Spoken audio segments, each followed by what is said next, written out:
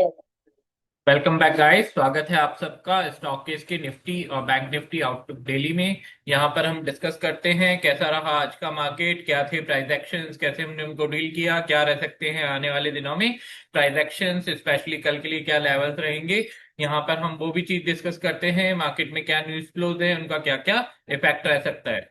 Let's start the video. Two important things जो आज हम डिस्कस करेंगे। सबसे पहली चीज, तीन इंपॉर्टेंट थिंग्स हैं। सबसे पहली चीज, जो आज सेबी और फाइनेंस मिनिस्ट्री की एक मीटिंग हुई है। सेबी ने प्रपोज किया है फाइनेंस मिनिस्ट्री को कुछ डेरिवेटिव्स जो अपने ऑप्शंस ट्रेडिंग होती है इसके रिलेटेड, तो एक उसमें डिस्कस करेंगे। दूसरा पार्ट है डिस्कस करने का ट्रम्प का रिएक्शंस और मार्केट के रिएक्शंस, ट्रम्प के रिमार्क्स एंड मार्केट के रिएक्शंस। और थर्ड अपना नॉर्मल जो चार्ट से हम ट्रांजेक्शंस निकालते हैं, लेवल्स निकालते हैं, वो हमारा थर्ड पार्ट रहेगा। ठीक है, तो let's start the discussion with the SEBI and finance ministry news. क्या न्यूज थी? आज सेबी ने फाइनेंस मिनिस्ट्री के साथ में मीटिंग की, उसमें कुछ एजेंडा रखा। क्या एजेंडास रखे उस पर हम डिस्कस कर लेते हैं। सेबी का कहना है कि वो फेज आउट करना चाहते हैं वीकली ऑप्शन एक्सपायरीज को। क्यों? क्योंकि उनका मानना है कि डेरिवेटिव सेगमेंट्स में जो originally originally derivative segment design हुए थे, कॉल ऑप्शन ऑप्शंस ट्रेडिंग, ये डिजाइन हुई थी स्पेशली हैजिंग पर्पज से, लेकिन मार्केट में स्पेकुलेशन चल रहा है।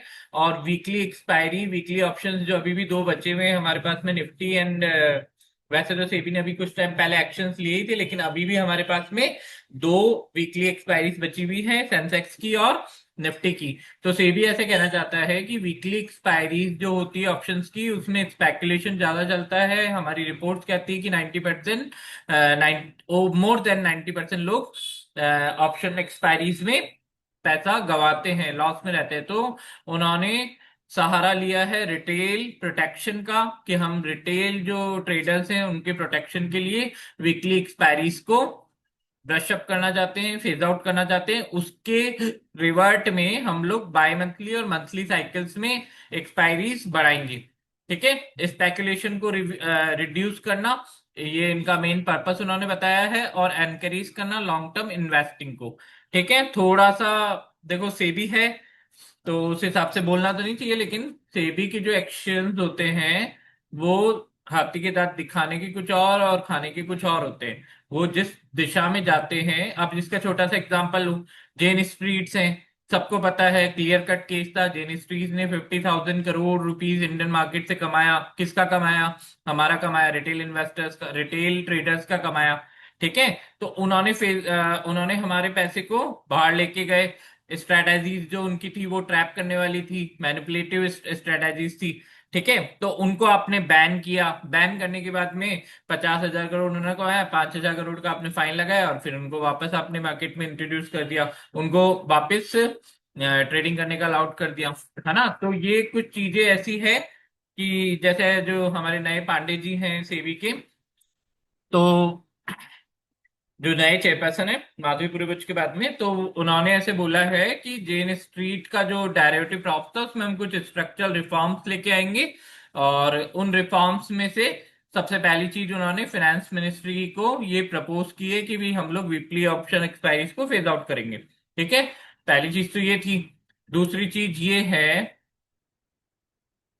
कि बाय मंथली और उसको रिप्लेस करने के लिए, और कैश सेगमेंट में इनफ्लोस को बढ़ाने के लिए, या कैश सेगमेंट में रीच को बढ़ाने के लिए, उन्होंने ऐसा माना है कि एसटीटी गवर्नमेंट से, फाइनेंस मिनिस्ट्री से अर्ज किया है कि आप एसटीटी थोड़ा सा कम करो तो कैश मार्केट में ट्रांजेक्शन ज्यादा बढ़ेंगे। और सेबी ने कैश मार्केट में मार्जिन रिक्वायरमेंट्स को कम करने के लिए भी कंसिडर कर सकती है सेबी, ऐसा भी सेबी ने बोला है। ठीक है, तो ये सेबी से रिलेटेड न्यूज थी। अब हुआ क्या इस न्यूज से? इस न्यूज से डेफिनेटली अगर सेबी कर्व करना चाहती है डेरिवेटिव वॉल्यूम्स पे, तो सबसे ज्यादा इफेक्ट कौन होगा? सबसे ज्यादा इफेक्ट होंगे ब्रोकर, सबसे डायरेक्टली इफेक्ट होंगे, क्योंकि जैसे जैसे डेरिवेटिव सेगमेंट ब्लॉक होता है तो उनके रिवेन्यूज ब्लॉक होते हैं। ठीक है, वो लोग तो सर्वाइव ही डेरिवेटिव सेगमेंट ट्रेडिंग में ही कर रहे हैं। ठीक है, कैश में इतना मतलब रेवेन्यू जनरेट नहीं होता है स्टॉक ब्रोकिंग फर्म्स का। तो वो लोग तो लगे रहते हैं इसी में ही। और अगर ये चीज रिड्यूस रिड्यूस होगी तो डेफिनेटली उनका वो जाए, मतलब प्रॉफिटेबिलिटी कम होती है, उनके रेवेन्यूज कम होते हैं, डायरेक्टली अफेक्ट करते हैं। तो आज मार्केट में देखा हमने, डायरेक्टली अफेक्ट कर भी रहे थे। वॉल्यूम मतलब काफी अच्छा खासा रिट्रेस किया। जो स्टॉक ब्रोकिंग फर्म्स थी उन्होंने, एंजल ब्रोकिंग और इन लोगों ने, ठीक है, और इनका भी रिड्यूस होगा एक्सचेंजेस का। तो इनके भी मार्जिन, क्योंकि चलता ही मार्केट डेरिवेटिव ट्रेडिंग्स की वजह से, अगर उसको कव करोगे तो कैश पे तो फिर वॉल्यूम्स वैसे भी बहुत कम हो जाने। ठीक है, तो पहली न्यूज ये थी। दूसरी न्यूज ट्रम्प साहब की। ट्रम्प साहब की ऐसी न्यूज आ रही है कि कल जो उन्होंने बोला था इंडिया पे टैरिफ को इंक्रीज करने का, तो आज ऐसी प्रोबेबिलिटी है कि वो आज रात को, मतलब उनके डे टाइम में कुछ ऐसा एग्जीक्यूटिव ऑर्डर पास कर सकते हैं जिससे कि इंडिया की, मतलब उसके अंदर ऐसा हो सकता है कि इंडिया की, ये सिर्फ कयास है, ऐसा कुछ नहीं है, क्योंकि ट्रम्प साहब बोलते तो बहुत कुछ रहते हैं लेकिन एक्शन में कुछ डिफरेंट भी आ सकता है। ठीक है ना। तो ये कयास लगाए जा रहे हैं। तो इसका इफेक्ट ये पड़ रहा है मार्केट पे कि मार्केट अभी भी प्रेशर में है। जैसा कि आज हमने दिन भर की ट्रेडिंग में देखा, मार्केट में प्रेशर एज यूजुअल था। मार्केट 600 के सपोर्ट पे था, मार्केट 100 टाइमा की सपोर्ट पे था, लेकिन उस सपोर्ट से बाउंस बैक नहीं कर पा रहा था। मार्केट जैसे बाउंस बैक करता और मार्केट में वापस पुश हो जाता, तो ये किस लिए, मार्केट में upside pressure, upside acceleration weak था और मार्केट प्रेशर में था, इसलिए मार्केट वहां से अपने आप को लिफ्ट नहीं कर पाया, पुल नहीं कर पाया। ठीक है, ये चीज अभी अपन देखेंगे। तो ये इसका इम्पैक्ट है ट्रम्प की न्यूज का। चलो देखते हैं कैसे डील करना है। अब मैं स्क्रीन शेयर करता हूं आपको, अपने ओरिजिनल डिस्कशन पे आते हैं। कैसा रहा आज का मार्केट अपना, कैसा हमने डिस्कस किया, क्या हुआ क्या नहीं हुआ। ठीक है, तो चार्ट पे चलते हैं अपन, वहीं पे समझ में आएगा।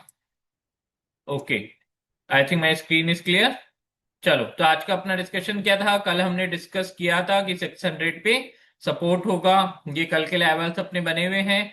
कल हमारा था,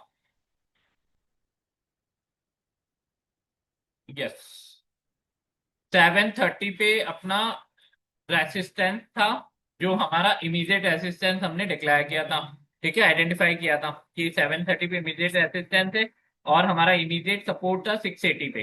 तो हमारी बात ये थी, लेवल्स ये थे कि 680 से नीचे जाता है तो 600 तक जा सकता है, 600 भी रीच आउट करता है तो 540 एंड 500 एंड 440, यहां तक हमको मार्केट को वॉच करना है। लेकिन जैसे ही मार्केट ने 680 ब्रीच किया इन द मॉर्निंग, 680 ब्रीच किया और मार्केट ने 600 तक, दो कैंडल में, मतलब हाफ एन आवर में 600 तक हमारा फर्स्ट टारगेट मार्केट ने हिट कर दिया। ये एंटीसिपेशन था। एंटीसिपेशन कल की वीडियो में डिस्कस किया था, कल ट्रम्प की ट्वीट से। जो गिफ्ट निफ्टी थी वो प्रेशर में थी। ठीक है, वो कैंडल्स हमने देखी थी प्रेशर वाली कल की। ये वाली कैंडल्स थी दो, 8:15 के आसपास की ये कैंडल थी दो। ठीक है ना। तो ये कैंडल्स कल हमने देखी थी कि जैसे ही ट्रम्प ने 820 पे ट्वीट किया और मार्केट वहां से क्रैश किया, फिर मार्केट यहां से स्टेबल होने की कोशिश करने लगा। और ये आज की क्लोजिंग थी हमारी 3:30 बजे, ये हमारे इंडियन मार्केट्स की क्लोजिंग थी। उसके बाद में मार्केट और थोड़ा सा, जो भी उसका दिन भर का वो था, वो मार्केट ने लूज किया। ठीक है, यहाँ पे मार्केट वापस उसी लेवल्स पे आ गया जो बॉटम बनाया था आज का। तो गिफ्ट निफ्टी तो उस पे आ चुका है। अब देखते हैं हमारा वाला कैसा बिहेव करता है। ठीक है, तो कल के लिए क्या रह सकता है, लेवल्स तो कुछ ज्यादा स्पेसिफिक, हाँ एक चीज और, आज एक पैटर्न दिख रहा है मार्केट में। उस पैटर्न को कहते हैं डब्ल्यू पैटर्न, और उस पैटर्न को हम कह सकते हैं double bottom. Double bottom is visible on 15 minute time frame in Nifty. Double bottom है, क्लियर है। तो डबल बॉटम को कैसे हम लोग समझ सकते हैं, क्या इंटरप्रिटेशन है इसकी। इंटरप्रिटेशन सिंपल है, डबल बॉटम का मतलब हुआ कि मार्केट को यहां पर सपोर्ट मिल रहा है। कौन सा लेवल है, 24,600। 24,600 इंपॉर्टेंट लेवल है। ये कल के लिए लेवल्स अपन लोग वो कर रहे हैं, डिराइव कर रहे हैं। एक चीज और मैं फ्रेम कर देता हूं पहले। This is the neckline of the double bottom. ये नेकलाइन है, ये डब्ल्यू पैटर्न है, इसकी ये नेकलाइन मैंने यहाँ पर ड्रॉ की है। ठीक है, जब तक मार्केट इसके ऊपर रहता है पैटर्न एक्टिवेशन माना जाएगा।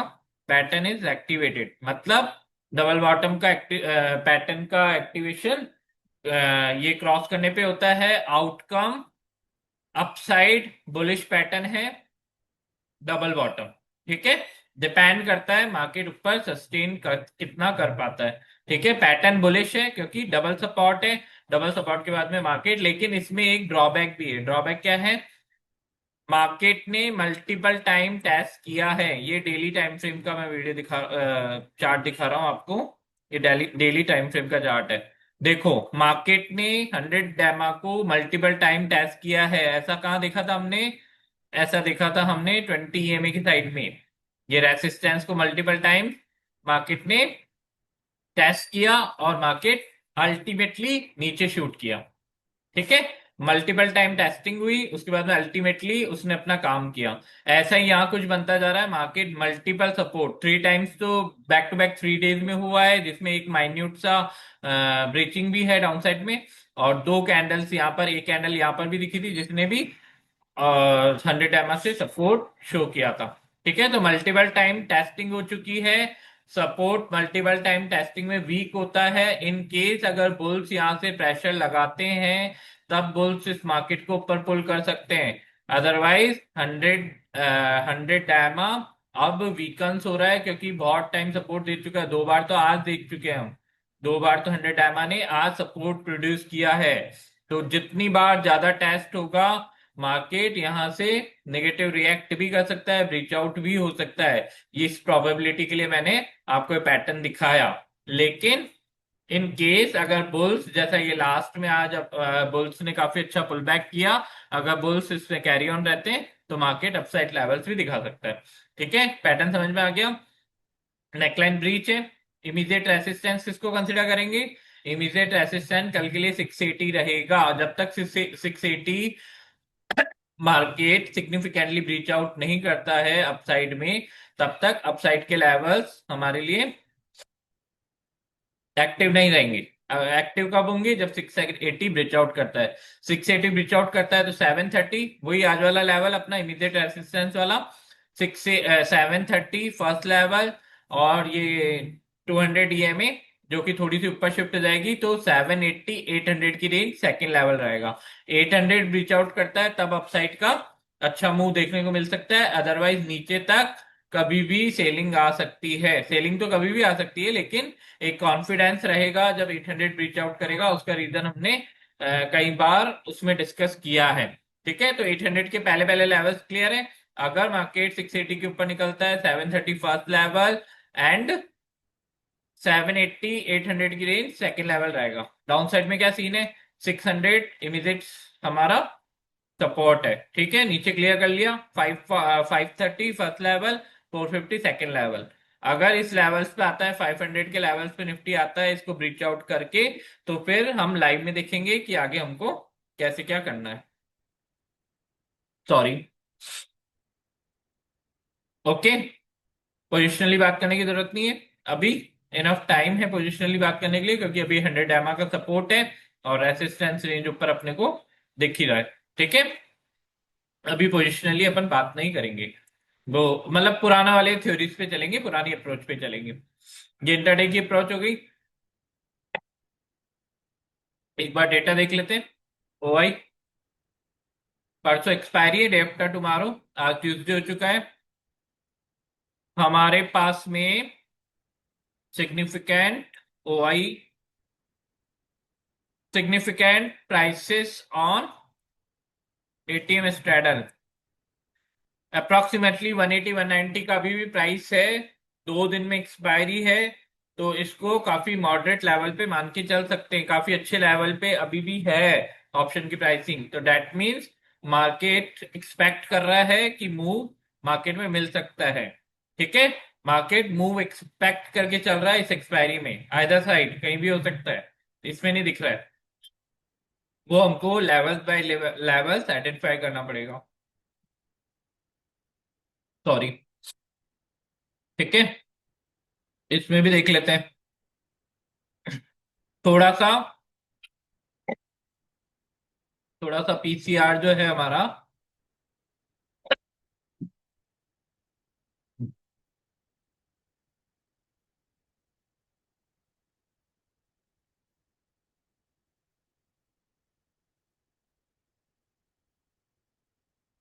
थोड़ा सा पीसीआर जो है वो बेरिश हुआ है। 0.7 के अप्रॉक्स पीसीआर दिखा रहा है, कल 0.8 0.9 के आसपास था। तो थोड़ा सा पीसीआर हमारा बेरिश हुआ है। नई पोजीशंस कॉल साइड में ऐड हुई है। ठीक है, तो prima facie market bearish OI बना रहा है। ठीक है, अगर बियर्स मार्केट को 600 और 500 के नीचे सेटल करने में कामयाब हो गए तो यहां से लॉन्ग अनवाइंडिंग बनेगी और फिर वो और ज्यादा पुश कर सकते हैं। लेकिन इन केस अगर बुल्स ने कवर अप किया 700 और 800 को कल के दिन, तो एक्सपायरीज पे बहुत ज्यादा चांसेस बनेंगे शॉर्ट कवरिंग के। तो बोथ साइड ओपन है। हाँ, डेटा स्लाइटली बेरिश है। ठीक है, तो आज यहीं तक ही रखते हैं बीएनएफ का डिस्कशन। आज नहीं करते हैं। Thank you.